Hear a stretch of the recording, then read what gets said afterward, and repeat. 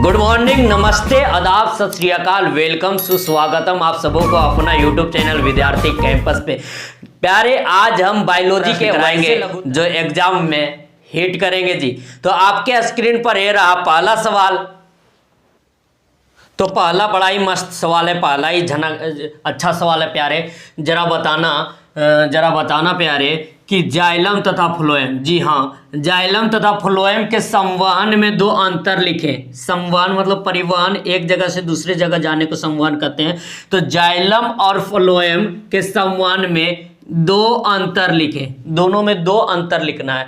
तो बाबू लिखना है इसे, जाइलम तथा फ्लोएम में के संवहन में निम्न अंतर हैं। जाइलम तथा फ्लोएम के संवहन में निम्न अंतर हैं। लिख लेना यहाँ जाइलम, एक तरफ बॉर्डर हिंदुस्तान, एक तरफ बॉर्डर पाकिस्तान, दो गो बॉर्डर पार देना है। जाइलम एक तरफ फ्लोएम कर देना प्यारे। और दो अंतर बोला है तो पहला अंतर लिखना कि जाइलम और फ्लोएम में क्या अंतर है। तो पहला आप जानते हैं, यह वह संवहनी ऊतक होता है जो पानी और खनिज को जड़ से अवशोषित कर अन्य भागों तक पहुंचाता है। जाइलम पानी और खनिज, ट्रिक ये याद रखना कि ज से जाइलम होता है, ज से जल होता है। तो जाइलम जल को संवहन करता है। तो यह वह संवहनी ऊतक होता है जो पानी और खनिज को जड़ से अवशोषित कर अन्य भागों तक पहुंचाता है। ठीक इसी प्रकार इसका ये क्या, फ्लोएम क्या है, फल से याद रखना, फ्लोएम फल मतलब भोजन से याद रखना फ्लोएम, मेरा ट्रिक है भैया। तो यह वह संवहनी ऊतक है जो पौधों की पत्तियों से भोजन का पौधों के विभिन्न भागों तक पहुंचाने का कार्य करता है। ये जो है पत्ता में जो भोजन का निर्माण होता है ना बाबू, पत्ता में भोजन का जो निर्माण होता है वो भोजन का डिफरेंट हिस्सा में पहुंचाने, विभिन्न भागों तक पहुंचाने का काम कौन करता है। जो बना हुआ भोजन है वो फ्लोएम करता है। और ये जल, नीचे जड़ से जल ले जाने के काम कौन करता है, तो जाइलम करता है। तो ये दोनों का ये पहला अंतर हुआ। पहला अंतर सिंपली ये पानी और खनिज को नीचे से ऊपर ले जाने का काम करता है। वही ये देखें तो फ्लोएम जो है पत्तियों में बने भोजन को अन्य भागों तक पहुंचाने का कार्य करता है जी। तो आगे देखना प्यारे, दूसरा नंबर है कि जाइलम एक ही दिशा में पहुंचाती है। जाइलम जो है नीचे से ऊपर ले जाती है, लेकिन फ्लोएम को देखा जाए तो फ्लोएम जो है दोनों दिशा में भोजन को पहुंचाती है। ऊपर से नीचे भी ले जा सकता है, ऊपर से नीचे तो ले जाता ही है, और ये पत्ती यहाँ पर है वो एक यहाँ पर ले जाना है तो ऊपर भी ले जा सकता है।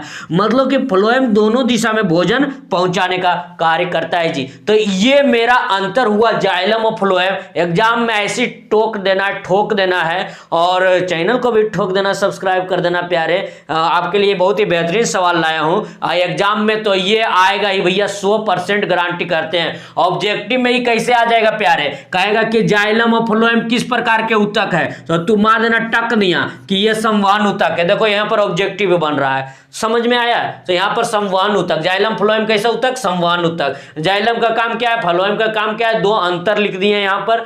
तो यहाँ से ये सवाल बन गया। तो आप स्क्रीनशॉट ले ले प्यारे। हाँ, तो इस प्रकार आपके लिए मैं, तो ले लीजिए, ठीक है। अगला बेहद ही आसान सवाल है प्यारे, जरा बताना। ये सवाल देखकर तो हमें एक ही बात आता है, फूल गुलाब का लाखों में हजारों में चेहरा जनाब का। देखो भाई, बहुत ही आसान सवाल है यार। लिखा हुआ, हरे पौधे उत्पादक क्यों कहलाते हैं। हरे पौधे उत्पादक क्यों कहलाते हैं। उत्पादक मतलब कोई चीज उत्पादन कर दे दूसरे के लिए। तो बाबू हरे पौधे जो होते हैं ना प्यारे, हरे पौधे जो कार्बन डाइऑक्साइड, जल, सूर्य प्रकाश तथा हरित लवक जगरा क्लोरोफिल बोलते हैं, ये चारों के सहायता से की मदद से अपना भोजन बनाता है।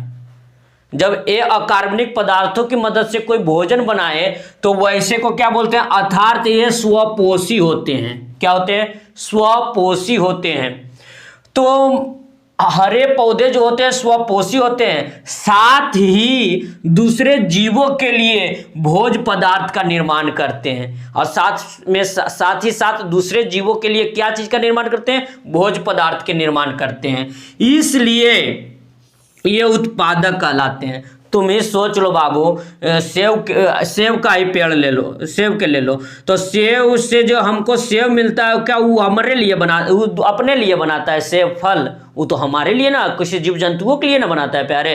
तो ये उत्पादक काम कर रहा है, इसको खाकर अन्य जीव जंतु, जो चीज ये बनाया दूसरे जीवों के लिए, इसके खाकर अन्य जीव जंतु जीवित है, तो ये उत्पादक का कार्य कर रहा है। इस प्रकार इसका ये सटीक जवाब होगा प्यारे। ऐसा ही करके एग्जाम में लिखना है। आप स्क्रीनशॉट ले लीजिए, ठीक ना, और लाइक और सब्सक्राइब करते चलना प्यारे, स्क्रीनशॉट ले लो। अगला बेहद ही अच्छा सवाल है प्यारे। ये सवाल तो खैर आपको करके ही जाना है। ये सवाल है कि पोषण क्या है, आएगा प्यारे, ये एग्जाम में आएगा जी। पोषण क्या है, इसके विभिन्न चरण कौन कौन से हैं। पोषण क्या है, इसके विभिन्न चरण कौन कौन से हैं।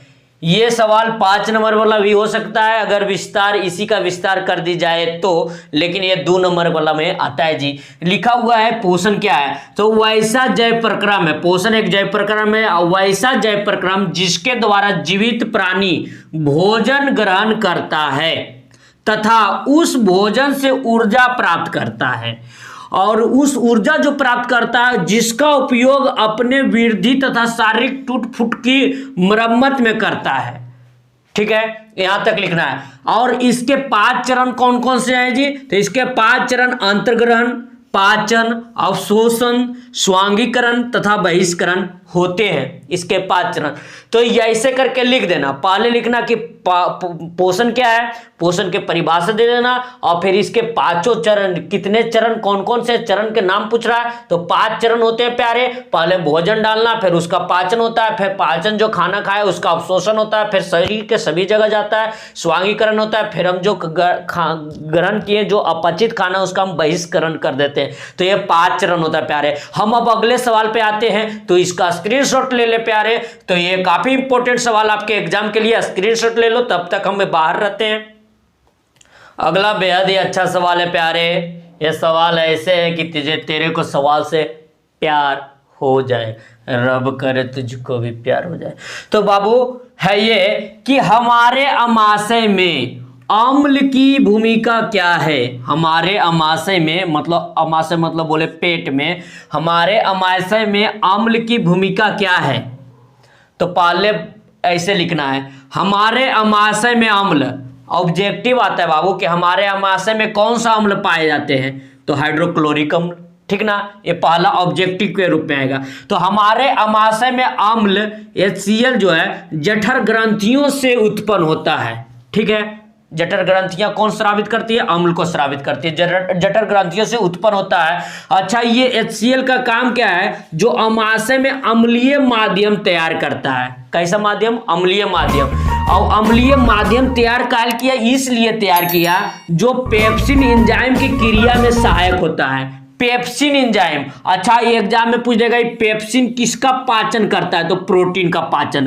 प्रोटीन का पाचन कौन करता है, पेप्सिन करता है। यहां से 2 ऑब्जेक्टिव भी बना। हमारे अमाशय में कौन अम्ल, तो HCl होता है। हाँ, और प्रोटीन का पाचन कहाँ होता है, तो कहाँ शुरुआत होता है, तो अमाशय में। और अमाशय में प्रोटीन का पाचन कौन करता है, पेप्सिन। अब पेप्सिन तबे किसी खाने को पचा पाएगा जब माध्यम कैसा हो, अम्लीय माध्यम। और वो अम्लीय माध्यम तैयार कौन करता है जी, तो जठर ग्रंथियों से निकलने वाले अम्ल, हाइड्रोक्लोरिक अम्ल, वो हमारे अमाशय में अम्लीय माध्यम तैयार कर देता है। जब अम्लीय माध्यम मिल जाता है तो पेप्सिन तैयार हो जाता है काम करने के लिए। और पेप्सिन काम क्या करता है प्यारे, पेप्सिन का काम है, क्या बोलना रे बाबा, पेप्सिन का काम है प्रोटीन का पचाना। तो पेप्सिन एंजाइम की क्रिया सहायक होता है यह भोजन, और इसका पहला तो काम है कि पेप्सिन को कार्य करने में सहायता देता है। दूसरा काम ये है कि यह भोजन के साथ आए जीवाणुओं को भी नष्ट करता है। जब हम खाना खाते हैं तो कुछ सड़े गले या कुछ खराब हानिकारक कीड़े मकोड़े या कीटाणु हमारे शरीर के अंदर चले गए हैं, तो हाइड्रोक्लोरिक अम्ल बेहद ही खतरनाक अम्ल होते हैं, प्रबल अम्ल होते हैं। तो वो जीवाणु, जो हानिकारक जीवाणु आपके शरीर में चले गए हैं, उसको नष्ट कर देता है बाबू, उसको नष्ट कर देता है प्यारे। तो ये जीवाणुओं को भी नष्ट कर देता है। बचपन में देखा है बुतरुगन कैसे खाते रहता है, डेला यूं खाते रहता है, समझा ना, तो मुंह में कितना जीवाणु चल जाता है। तो उसको भैया उसको बुतरू के जल्दी कुछ खराबी होता है, पेट उठना होता है, काहे नहीं होता है, काहे कि ओकर पेट में HCl है, हाइड्रोक्लोरिक अम्ल है, वो नष्ट कर देता है कीटाणु उटाणु को। तो बच्चा के कुछ ना हो पाता है, काहे नहीं हो पाता, तो समझ गया कि अम्ल होता है, तो ये कीटाणुओं को भी नष्ट करता है। तो हम स्क्रीनशॉट ले लो, तुम ले लो। अब हम अगले सवाल पे बढ़ते हैं प्यारे। अगला ही बेहद ही अच्छा सवाल। तो अगला सबसे प्यारा सवाल है प्यारे, और सवाल ये है कि बताना रक्त क्या है। आसान है, और इसके संगठन का वर्णन कार्य के साथ करें। रक्त क्या है, इसके संगठन का वर्णन कार्य के साथ करें रे। तो बाबू रक्त क्या है, तो इसका परिभाषा, रक्त तरल संयोजी उत्तक होते हैं। पहला ऑब्जेक्टिव बनेगा, रक्त कैसा उत्तक है, तो संयोजी उत्तक है। रक्त संयोजी तरल संयोजी उत्तक है। रक्त तरल संयोजी उत्तक होते हैं जो विभिन्न पदार्थों को शरीर के एक भाग से अन्य भागों तक पहुंचाने तथा लाने का कार्य करते हैं। जैसे ऑक्सीजन को एक जगह से दूसरा जगह के लेके जाएगा तो ये रक्त ही ले जाता है। आप खाना खाएं तो पचा हुआ खाना को एक जगह कोशिका तक ग्लूकोज के रूप में कौन भेज पहुंचाता है, तो रक्त ही पहुंचाता है। और अन्य भागों को भी अन्य प्रकार के पदार्थों को शरीर से एक जगह से दूसरे जगह तक ले जाने का कार्य रक्त ही करता है। तो इसलिए इसका परिसंचरण तंत्र, परिवहन तंत्र भी कहते हैं प्यारे।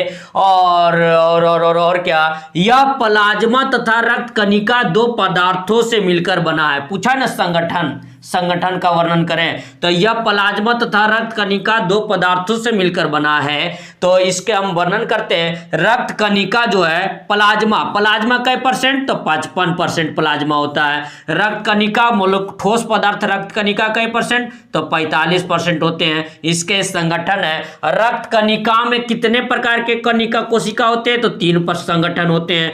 पहला लाल रक्त कोशिका जिसको RBC कहते हैं, इसका काम क्या है, यह ऑक्सीजन पहुंचाती है। और एक ऑब्जेक्टिव है ही कि RBC लाल रक्त कोशिका या कणिका में ही हेमोग्लोबिन पाया जाता है, जिसके कारण आपका रक्त लाल होता है प्यारे। और ये इसका काम क्या है, लाल रक्त कोशिका का, यह ऑक्सीजन पहुंचाती है। दूसरा श्वेत रक्त कणिका जिसको WBC कहते हैं प्यारे, WBC यह शरीर के रोग प्रतिरोधक क्षमता प्रदान करती है, मतलब कि सिपाही का काम करती है। किसी बीमारी को हमें आने से रोकती है, हमारे शरीर में आने से रोकती है, तो रोग प्रतिरोधक की काम करती है श्वेत रक्त कणिका, जिसको हम WBC भी कहते हैं जी। और अगला है रक्त पटिकाणु जिसको बिंबाणु भी बोलते हैं और प्लेटलेट भी बोलते हैं। यह क्या करता है, यह रक्त को थक्का जमाने में मदद करता है। कहीं कट छट गया तो रक्त पटिकाणु जिसको बिंबाणु या प्लेटलेट बोलते हैं, थक्का जमाने में मदद करता है। यहाँ पर आपका वीडियो एंड होता है। और प्यारे, अगर जो ये अच्छा लगा, बेहतरीन लगा, तो आप इसे लाइक और सब्सक्राइब करना ना भूलें, क्योंकि मैं ऐसा वीडियो 5 दिन जो एग्जाम में बाकी रह गया है, खतरनाक सवालों के साथ आपका भेंट कराएंगे। 5 नंबरीवा सवाल भी अगले दिन लाएंगे प्यारे। तो ये आप लाइक और सब्सक्राइब कर लें। Thanks for watching. जय हिंद।